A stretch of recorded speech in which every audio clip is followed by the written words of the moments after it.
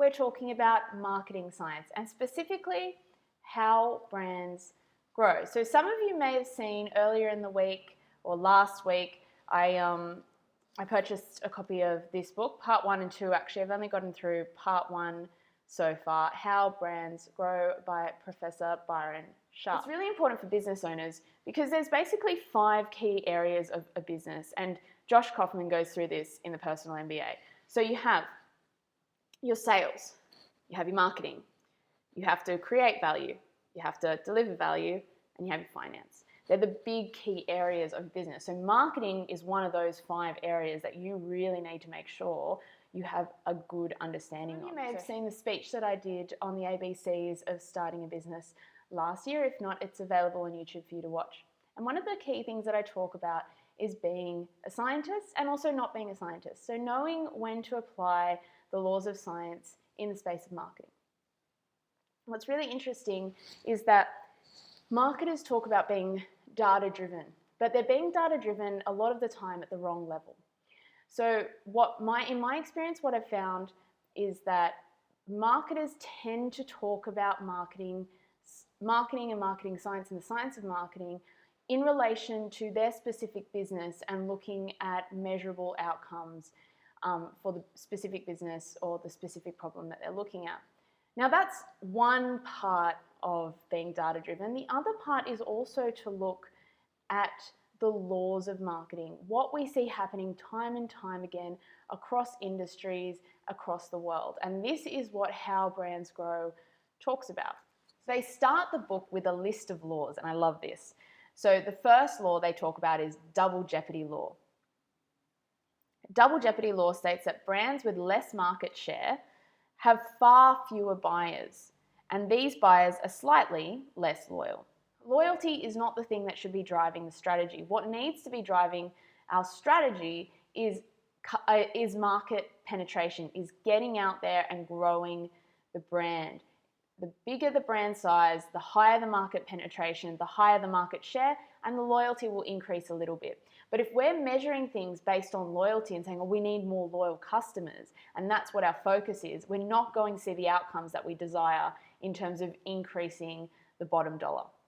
I really like this analogy that they draw in the beginning between marketing and architecture. So what they say is that architecture is also a creative field, but that doesn't mean you can just build a building that's going to fall down. And it's the same with marketing. Just because it's a creative profession doesn't mean that we can't be guided by the empirical laws dictated by the data, dictated by things that are occurring over and over again. The other one I really like is this usage drives attitude, or they have in brackets, I love my mum and you love yours. So this idea that buyers are generally going to have similar attitudes about their preferred brand. So a lot of marketers will talk about their brand in terms of saying our brand has something special about it that makes our customers like us more. And when they do surveys, they say, oh, look at all these things that our customers are saying. But when you start comparing that business to other businesses and competitors, you actually see that these ideas are mimicked across these different brands. So the implication of this is that your competitors' buyers are also your buyers. There isn't something special that differentiates you, and therefore their buyers are up for grabs as well. What this also means is in terms of, and I've talked about this before as well, the customer base is not different amongst these different competitors. That's not how you're going to differentiate yourself to grow. You should be targeting the whole market. Who is that whole market? Understanding that and making sure you're targeting them instead of saying, oh, we're only going to target this segment of that market. That doesn't enable you to really grow. It's sort of a bit of a self-fulfilling prophecy. So I use the example of the protein shake that's going to market, and the marketer says, okay, we're going to target young millennials. And the question is, well, why are you only targeting young millennials? Why don't you just target whoever is in this market? Everyone who's in this market is up for grabs. We need to be getting out there and talking to those customers, all of them, not a specific segment of that. Because really, there's no evidence that actually works. It's a self-fulfilling prophecy in that if you're trying to appeal to a particular segment of the market, then they will buy more from you, not the other way around. So being led by these assumptions can actually have a profound impact on your business growth, because you can't grow as much if you're only limiting the market that you're actually trying to reach. There's this other point that they make about niche, about being a niche brand or a niche business. And I think this is a really interesting thing. So what they're saying is that, well, actually niche is a nice way of saying you're a small brand. No one wants to say, oh, we're a small business, we're a small brand, and we don't have great profits. Niche is actually very rarely the case. What they found is that niche just means that you're not getting out there and marketing to everyone that you could be marketing to. So there's these really important evidence-based concepts that apply to every business. And like I said, I think what's happening a lot of the time is marketers are looking too granular and focusing on a particular campaign and the data from a campaign to lead their assumptions, instead of going back to the drawing board and going, okay, empirically, from the data, current data existing, what do we know to be true? That's our starting point. And then maybe in some cases that will change, but that should be where we start from, which is what a scientist does. So what a scientist does is they look at all the existing evidence for the area that they're interested in. And they say, okay, what is the current hypothesis of what should happen? And then you can run some tests on that. But for instance, we will start with a generalization and then we will go from there, rather than what a lot of marketers are doing is starting from scratch and then trying to be led by their particular tactics in order to reinforce their assumptions. So I like to think about it this way. If you were a homeopath, now there's no evidence that homeopathy actually works. It's basically just giving people water with a very, very small amount of something that's actually really bad for you. It's watered down so much that it's basically non-existent. So you give people water. Essentially, at best, it's a placebo. And you say, this will make your cold better.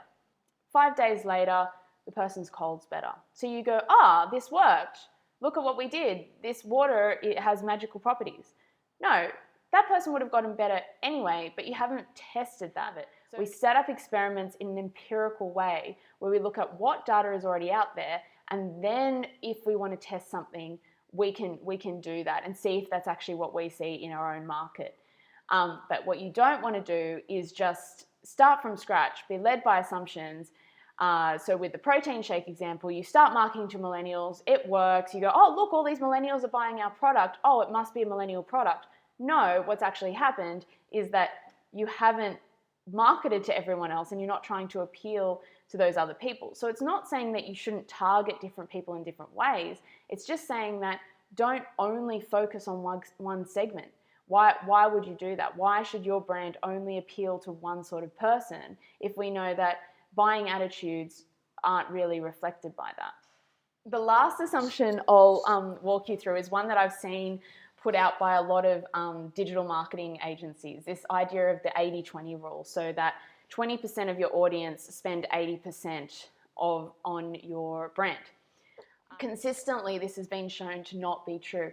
At best, the top 20%, the heavy users, will make up 50, maybe a little bit more than 50% of the bottom dollar. So there's another half of the market up for grabs in sometimes or rare users. Now, these guys use the example of Coca-Cola. So Coca-Cola is something the average person will purchase 12 times in a year, so that's once a month. That's actually what makes up a big chunk of their market, is sometimes and rare users. Now, the people who are heavy Coke drinkers are going to keep drinking Coke unless they die or become extremely ill and they can't drink it anymore, or they're told to cut back, for instance. But generally speaking, that would have nothing to do with brand and brand loyalty anyway. So that's not something, that's not the customer you need to pay too much attention to in reality. The customers actually that make up a huge area of your market are small customers who buy from you occasionally. But that adds up, that stacks up to a lot of money. So this idea that we have to market to heavy users, that we should treat them better, is not, or we should treat them as preferred customers, is not really true. Actually, acquisition and market acquisition is such an important area of marketing, where customer retention, customer loyalty aren't as important as most marketers assume them to be. So this has been a fantastic book for me to just really make sure that as a marketer myself, I really understand all of those laws, and everything that I'm doing in my strategy is evidence-based. So how do you get market penetration?